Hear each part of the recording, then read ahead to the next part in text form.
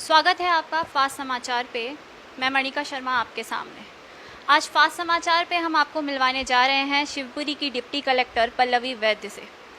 यूँ तो पल्लवी वैद्य किसी पहचान की मोहताज नहीं हैं। इन्होंने कई विभागों में कई पदों पे ये पदस्थ रही हैं, जैसे कि खनियादाना में तहसीलदार की पोस्ट पर, और इसके अलावा आदिम जाति कल्याण विभाग में डीओ की पोस्ट पर भी ये पदस्थ रही हैं। फिलहाल विगत 8 महीनों से ये पोहरी में एसडीएम की पोस्ट पर भी पदस्थ रही हैं। कोरोना काल के चलते जो कि एक लंबा लॉकडाउन आपको देखने को मिला देश भर में, शिवपुरी में भी, उसमें भी ये पोहरी में जो कि त्यों बनी हुई थी। तो आइए हम जानते हैं इनके कुछ स्वर्णिम पलों को, इनसे हम बात करते हैं और जानते हैं इनके पलों को। बहुत बहुत स्वागत है मैम आपका फास्ट समाचार पे। आप 2 साल से डिप्टी कलेक्टर रहे हैं शिवपुरी में, तो मैं आपके कुछ पलों को हमारे दर्शकों को बताना चाहती थी, कुछ यादगार पलों को जो आपने यहाँ पे काटे। आपका क्या कहना है इस पे?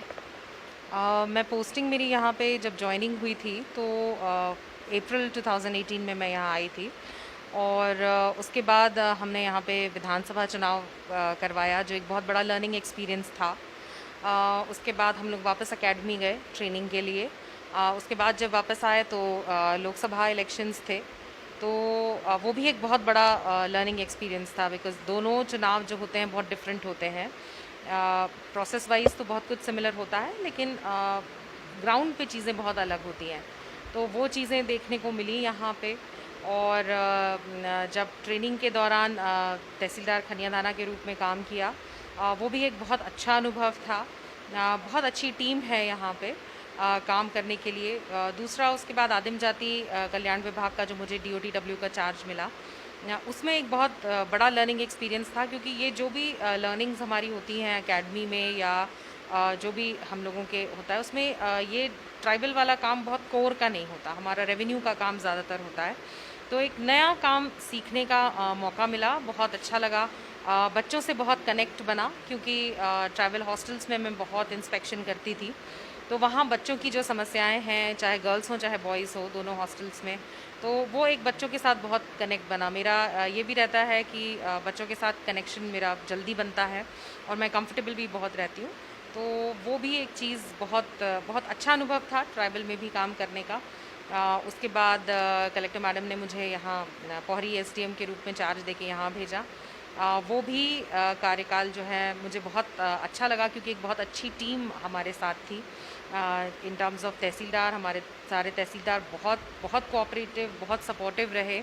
उन्होंने कभी ये नहीं सोचा कि रात में 12 बज रहा है या सुबह का 4 बज गया है।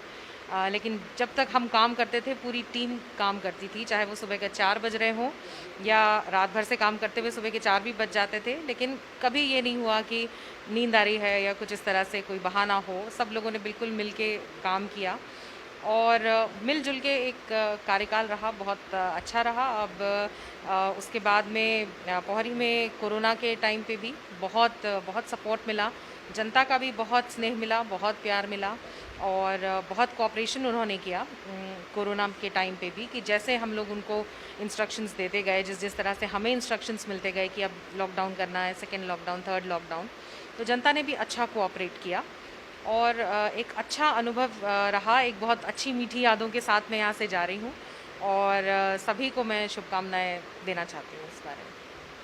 मैम, आपने बताया कि एक बहुत अच्छा आपका पल रहा यहाँ पे, खट्टी मीठी यादें भी आपके साथ में जुड़ी हुई हैं। चूँकि 8 महीने से आप जो हैं एसडीएम पोहरी रही हैं, इसी बीच में अतिक्रमण एक बहुत बड़ा मुद्दा था। तो इस पर कई एसडीएम आए, कई गए, लेकिन मैंने जो देखा है, बहुत कम ऐसे हैं जो अपनी छाप को छोड़कर जाते हैं, और इस मुद्दे पर तो किसी ने भी कोई सल्यूशन नहीं दे पाया।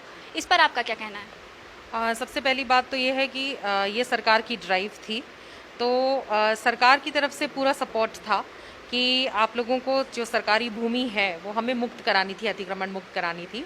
तो ये एक बहुत अच्छा सपोर्ट ऊपर लेवल से ही था। सबसे बड़ी बात ये थी, मैं भाग्यशाली हूँ कि मेरे टाइम पे सरकार की तरफ से एक ड्राइव की तरह, एक मुहिम की तरह ये चला।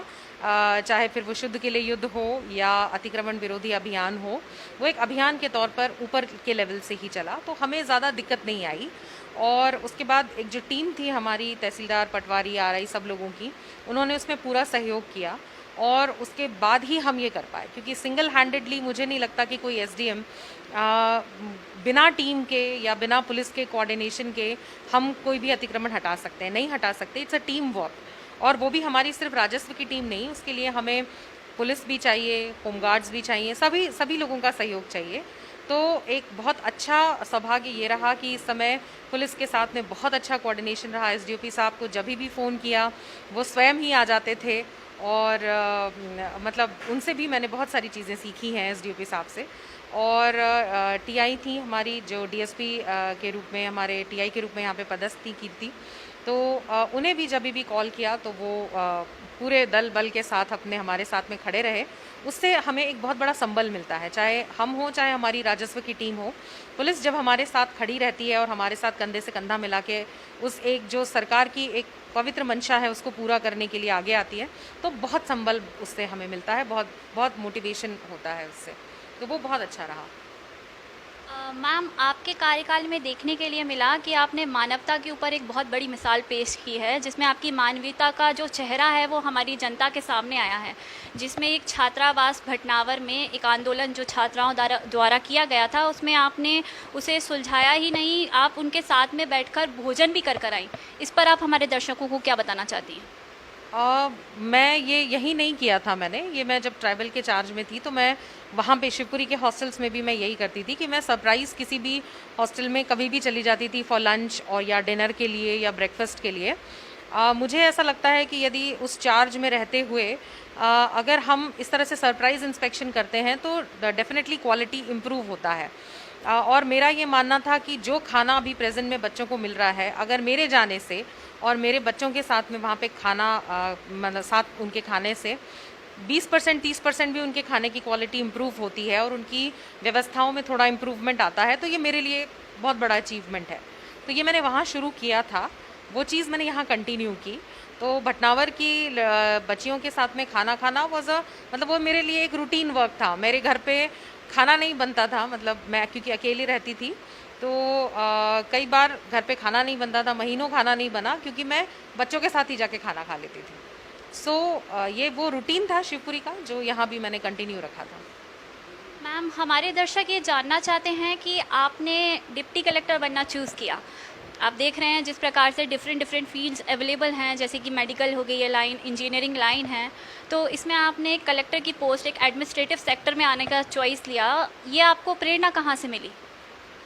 मैं तो पहले प्राइवेट सेक्टर में काम कर रही थी, मैं एचडीएफसी लाइफ में थी, और वहीं पे हमारे एक बहुत क्लाइंट थे, बहुत सीनियर क्लाइंट थे, वो रिटायर्ड आईएएस हैं।